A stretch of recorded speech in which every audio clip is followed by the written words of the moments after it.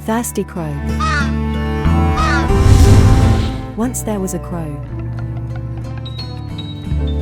He was very thirsty. He flew here and there in search of water.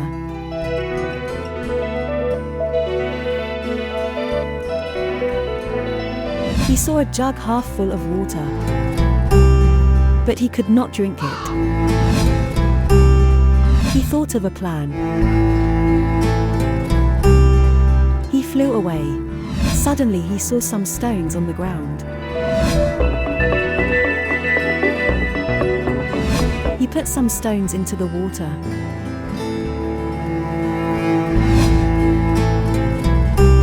He drinks water and flew away.